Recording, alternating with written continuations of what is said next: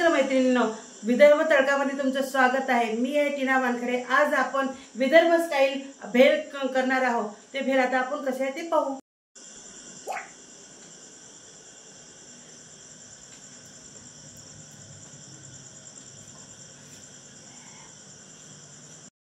हळद, जिरे, गरम मसाला, मिरच्याचा ठेचा, अद्रक लसूण याची पेस्ट, चिंचेची चटणी, लिंबू, सर्विसिंग गार्निशसाठी दही, टोमॅटो, पातीचा कांदा, सांबार, बारीक शेव, पुदिन्याची चटणी, काळे मीठ, तेल, मीठ, चिवडा, मुरमुरे आणि मठ। तेलावर थोडे मुरमुरे परतून घ्यायचे, थोडे हळद टाकायची आणि लहान ह्याच्यावर जो हे मुरमुरे भाजत राहायचे, हलक्या हाताने खालीवर करायचे। जाळ बुडाची कढई घ्यायची, नाहीतर ते मुरमुरे त्याला खाली लागतात, काळे हे होतात। त्याच्यामुळे जाळ बुडाची घ्यायची आणि आपल्या गॅसची वात लहान ठेवायची। त्याची चांगले खमंग भाजले जातात। त्याच्यानंतर कढईत तेल टाकलं। कढईत तेल टाकल्यानंतर तेल गरम होऊ द्यायचं। त्याच्यामध्ये थोडेसे जिरे टाकायचे। जिरे चांगले खमंग होऊ द्यायचे, फुलू द्यायचे। त्यात आपण अद्रक लसूण सांबाराचा हे वाटण टाकणार आहोत। ते वाटणही चांगले त्याच्यावर परतून घ्यायचं। परतून घेतल्यामुळे त्याचा वास छान होतो आणि त्याचा कच्चापणा निघून जातो आणि चांगले मस्त ह्याच्यावर होऊ द्यायचे। ठेचा टाकायचा, हिरव्या मिरचीचा थोडासा ठेचा टाकायचा। त्याच्या चांगले असे परतून घ्यायचं तेलावर आणि छान असं होतं, म्हणजे त्याचा जो कच्चापणा आहे तो निघून जाईल आणि त्याचं चव छान येईल। त्याच्यावर थोडा गरम मसाला टाकायचा। गरम मसाल्यानंतर परत हलवून घ्यायचं। थोडी हळद टाकायची, हळद आणि ते परतून घ्यायचं। त्याचं तेल सुटेपर्यंत ते चांगलं परतून घ्यायचं। आणखी धुतलेली मटकी त्यात टाकायची।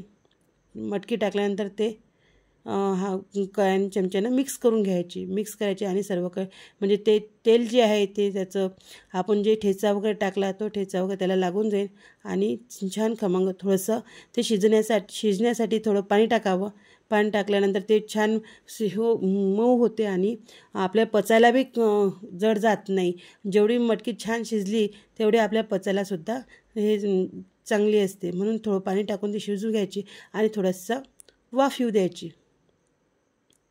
थोडीशी वाफ येऊ द्यायची आणि चवीनुसार मीठ टाकायचं।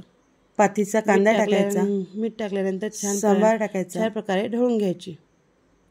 त्यानंतर बॉलमध्ये मुरमुरे काढून घ्यायची, चटणी टाकायची, त्यात मटकीची उसळ टाकायची, त्यामुळे खमंग तिखट लागतं। चिवडा टाकायचा, पुदिन्याचा वास सुद्धा छान येतो। थोडीशी शेव टाकायची, चिवडा चांगला मिक्स करून छान प्रकारे दही टाकायचं, थोडीशी टोमॅटो साखर टाकलेली आहे त्यामुळे थोडासा त्या गोडवा वाटतो साखरच्यामुळे।